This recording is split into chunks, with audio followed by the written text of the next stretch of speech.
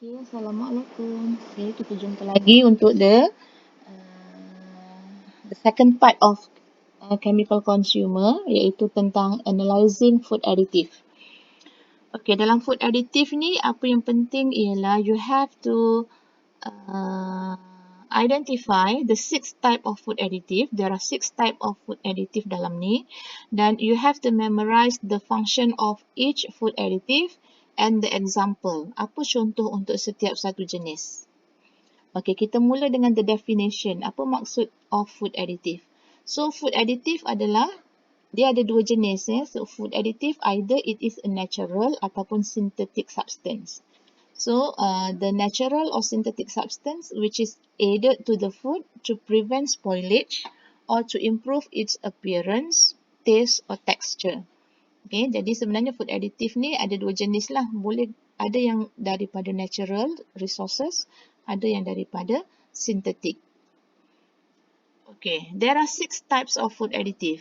Okay, iaitu kita ada preservative, antioxidant, flavoring, stabilizers, thickeners dan juga dyes. Jadi untuk setiap satu jenis ini, you have to memorize the function. Okay, what is the function of preservative?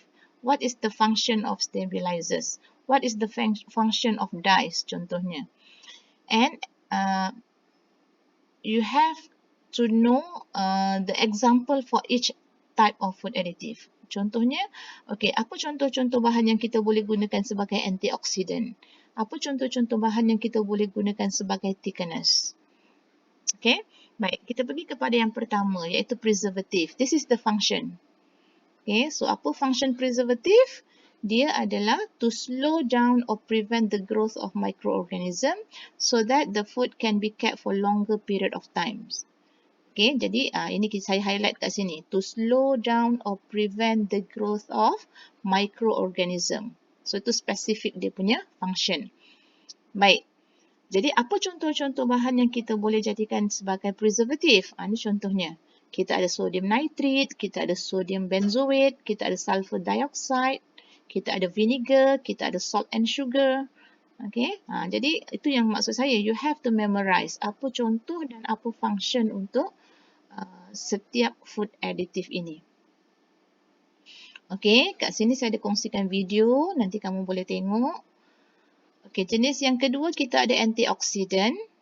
So, antioxidant functionnya adalah to prevent oxidation that causes rancid fats and brown fruits. So, antioxidant biasanya kita masukkan ke dalam kebanyakan makanan-makanan yang berasaskan minyak. Okay, supaya dia lebih tahan lama. So, what are the example of antioxidant? Apa contoh-contoh bahan yang kita boleh jadikan sebagai antioxidant? Okay, we have ascorbic acid, we have tocopherol, we have the sodium citrate. So, ini adalah contoh-contoh bahan yang kita boleh gunakan sebagai antioxidant. Okay, yang ini pun video, nanti awak boleh tengok dalam saya punya survey tu. Saya akan bagi link dia. Okay, kemudian kita ada flavoring. So, what is the function of flavoring? Flavoring is used to improve the taste. Dia nak meningkatkan rasa. Okay, supaya makanan itu menjadi lebih sedap. And restore the taste lost because of processing. Jadi dia nak pastikan makanan tu walaupun telah mengalami proses-proses chemical dan sebagainya, dia nak pastikan rasa makanan tu tetap ada. So kita masukkanlah flavoring. So apa contoh-contoh flavoring? Ini contoh-contoh flavoring. Kita ada monosodium glutamate, kita ada aspartam. So monosodium glutamate ni dia sebenarnya serbuk perisa lah. Serbuk perisa Ajinomoto, Maggi sedap, apa lagi, itu semua brand lah. Okay, itu semua adalah brand, tapi dia sebenarnya adalah monosodium glutamate. Okay, aspartam pun adalah satu contoh flavoring. Okay, baik, kemudian kita ada ini pun ada video, nanti kamu boleh tengok. Saya tak nak tekan kat sini lah. Okay, nanti kamu bila free, kamu masuk balik link ni dan tengok, boleh tekan explore setiap satu video yang saya share. Okay, kemudian kita ada stabilizer. So, what is the function of stabilizer? So, stabilizer dia akan to prevent an emulsion from separating out. Okay, maknanya dia nak mencampurkan lah. Dalam bahasa yang mudahnya, katalah biasanya kita nak buat makanan tu dia adalah campuran minyak dengan air. So biasanya minyak dengan air tak boleh nak bercampur. Jadi kita akan masukkan stabilizer supaya dia tu boleh emulsion.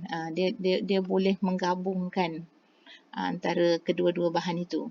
Baik, jadi apa contoh-contoh bahan yang boleh digunakan yang digunakan sebagai stabilizer? Ini contoh-contohnya. Okay, kita ada lecithin, kita ada monoglyceride, kita ada diglyceride dan sebagainya. Ini contoh-contoh makanan yang menggunakan stabilizer. Okay, aiskrim. Sebab tu beza kan kalau awak makan aiskrim asam buah yang 20 sen tu dengan aiskrim, katalah contohnya aiskrim Magnolia. Dari segi the texture, sebab aiskrim tu dia dah letak stabilizer, so dia punya structure lebih lembut. Okay, kemudian kita ada thickness. Thickness ni fungsinya adalah untuk thicken the food, memekatkan makanan. Bila awak masak-masak nak kuah tu menjadi lebih pekat, so kita masukkan thickness. Apa contoh-contoh thickness? Contoh-contoh thickness adalah seperti ada pektin, kita ada akasia gum, kita ada gelatin, kita boleh juga gunakan cornstarch, tepung jagung. Itu semuanya sebagai thickener agent, berfungsi untuk memekatkan kita punya texture of makanan lah. Okay. Baik, kemudian kita ada dyes.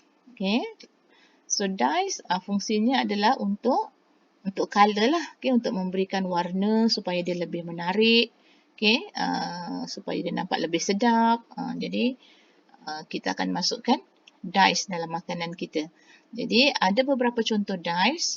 Jadi sama ada kita boleh gunakan dyes yang natural. Yang natural tu biasanya kita guna serbuk kunyit, kan? Jadi daun pandan, tu pewarna-pewarna yang semula jadilah.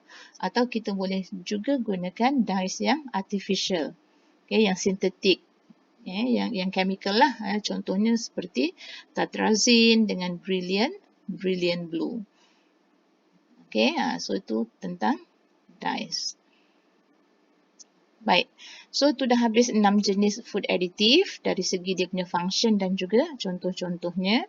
Tetapi ada beberapa isu yang awak boleh baca, awak boleh Google, awak boleh cari maklumat lain lah tentang dari segi the effect ataupun kesan-kesan food additive ini untuk kesihatan. Jadi sebenarnya kalau dia digunakan secara berlebihan, dia akan memberikan kesan kepada kesihatan manusia untuk jangka masa panjang. Jadi yang ini awak boleh baca lah. Yang ini sebahagian contoh-contoh yang saya beri.